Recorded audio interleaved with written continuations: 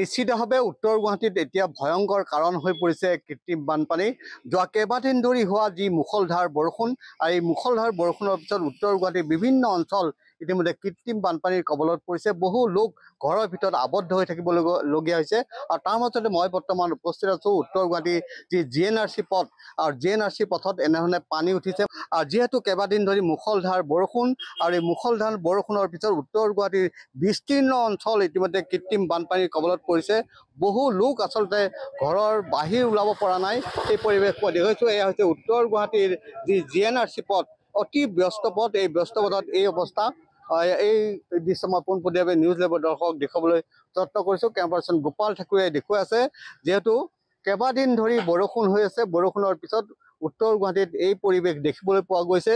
কেৱল এই GNRC পথটোৱে নহয়, উত্তৰ গুৱাহাটীৰ বিস্তীৰ্ণ অঞ্চল আচলতে এনেধৰণে কৃত্ৰিম বানপানীৰ কবলত পৰিছে। মই দেখুৱাইছোঁ এয়া হৈছে উত্তৰ গুৱাহাটীৰ GNRC পথৰ পৰা মই পোনপটীয়াকৈ নিউজ লেভৰ দৰ্শকক দেখুৱাবলৈ যত্ন কৰিছোঁ কৃত্ৰিম পানী। তাৰ মাজতে কথা পাতিবলৈ যত্ন কৰিছোঁ যে উত্তৰ গুৱাহাটীৰ বিস্তীৰ্ণ অঞ্চল ইতিমধ্যে কৃত্ৰিম বানপানীৰ কবলত পৰিছে। অঞ্চলকেইটা কওকচোন। আচলতে নৰ্থ গুৱাহাটীৰ বিস্তীৰ্ণ অঞ্চল বুলি কওঁতে আপোনাৰ বিশেষকৈ এতিয়া আপোনাৰ ৰধলা, কটা বজাৰ, অভয়পুৰ, কলবাৰী, ৰুদ্ৰেশ্বৰ, আপোনাৰ শিলগাঁও এটা অঞ্চল আছে। এনেকৈ মানে বিস্তীৰ্ণ অঞ্চল কৃত্ৰিম বানপানীত ডুব গৈছে।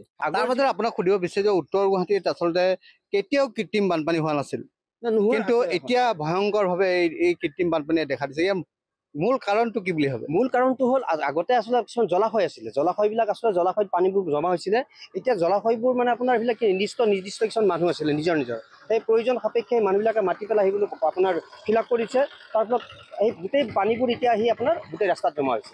আৰু যিহেতু কেইবাদিন ধৰি মুষলধাৰ বৰষুণ, ইয়াতে যথেষ্ট লোক আছে। মই তেখেতসকলৰ সৈতে কথা পাতিম। এয়া দেখুৱাইছোঁ যে এয়া দেখিছে এনেধৰণৰ স্কুল ভান এনেধৰণে পানীৰ মাজেৰে যাবলগীয়া হৈছে। তাৰ মাজতে মই কথা পাতিম। বাইদেউ, আপোনাৰ ওচৰলৈ আহিছোঁ। আপুনি কি GNRCত?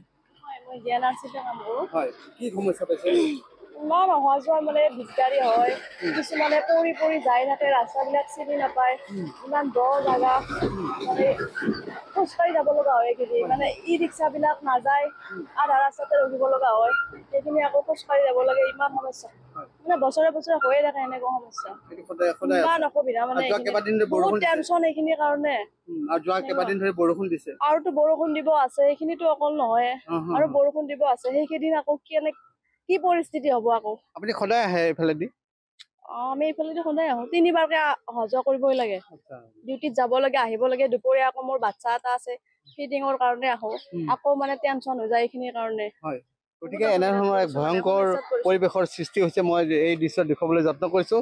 ইয়াত যিহেতু যথেষ্ট লোক আছে, মই তেখেতসকলৰ সৈতেও কথা পাতিম। বাইদেউ, আপুনি সদায় আহে এইফালেদি? সদায় আহোঁ। কি হয় ইয়াতে পানী বৰষুণ আহিলে পানী ভৰ্তি হৈ যায়। বহুত অসুবিধা হয় আৰু ল'ৰা ছোৱালী স্কুলত যোৱা দিগদাৰ হৈ যায়। ছোৱালীক পঠাবই নাপাওঁ পানীৰ কাৰণে। চাইকেল দিও টানিব নোৱাৰে।